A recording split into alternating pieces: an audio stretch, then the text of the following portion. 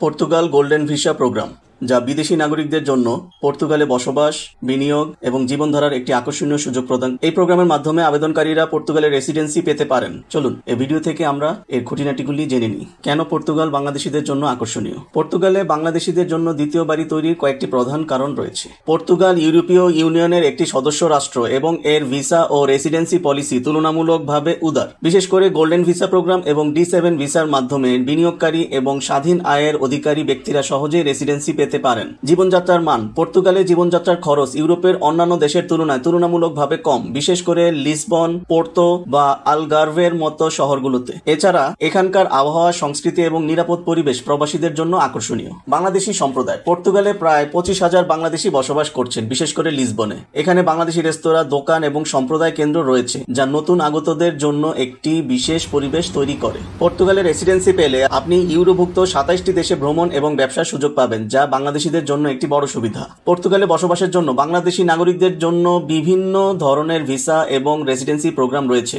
Golden visa program, এটি বিনিয়োগকারীদের জন্য একটি জনপ্রিয় প্রোগ্রাম। এর মাধ্যমে আপনি পর্তুগালে সম্পত্তি ক্রয়, মূলধন স্থানান্তর বা চাকরি সৃষ্টির মাধ্যমে রেসিডেন্সি পেতে পারেন। ন্যূনতম 2,80,000 ইউরো বা প্রায় 31 মিলিয়ন টাকা মূল্যের সম্পত্তি ক্রয় করতে হবে, অথবা 2,50,000 ইউরো বা প্রায় 28 মিলিয়ন টাকা মূলধন স্থানান্তর করতে হবে। এই ভিসার সুবিধা হলো আপনি পর্তুগালে বসবাস, কাজ এবং পড়াশোনার সুযোগ পাবেন এবং 5 বছর পর নাগরিকত্বের জন্য আবেদন করতে পারবেন।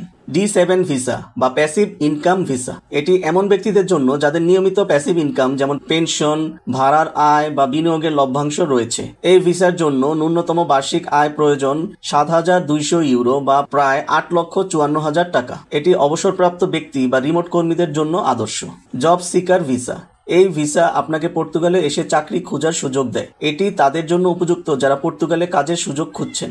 সেনজেন ভিসা, স্বল্পমেয়াদী ভ্রমণের জন্য সেনজেন ভিসা প্রয়োজন, যা 90 দিনের কম সময়ের জন্য অবস্থান করতে সুযোগ দেয়। এটি পর্যটন, ব্যবসা বা পরিবার পরিদর্শনের জন্য উপযুক্ত, তবে এই ভিসা দীর্ঘমেয়াদী বসবাসের জন্য ব্যবহার করা যায় না। সম্পত্তি ক্রয় এবং বিনিয়োগ, আপনি অ্যাপার্টমেন্ট, ভিলা বা বাণিজ্যিক সম্পত্তি কিনতে পারেন।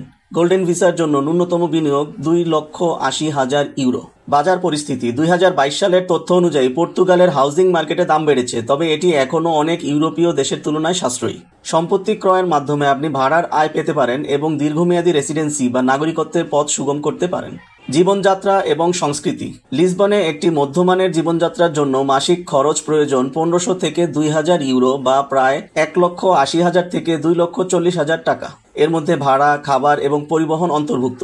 অন্যান্য শহরে এই খরচ আরও কম হতে পারে। পর্তুগিজ ভাষা শেখা দীর্ঘমেয়াদী বসবাসের জন্য গুরুত্বপূর্ণ, তবে পর্তুগালে ইংরেজি ব্যাপকভাবে ব্যবহৃত হয়, যা প্রাথমিকভাবে বাংলাদেশিদের জন্য সুবিধাজনক। সংস্কৃতি এবং সম্প্রদায়, পর্তুগালের সংস্কৃতি উন্মুক্ত।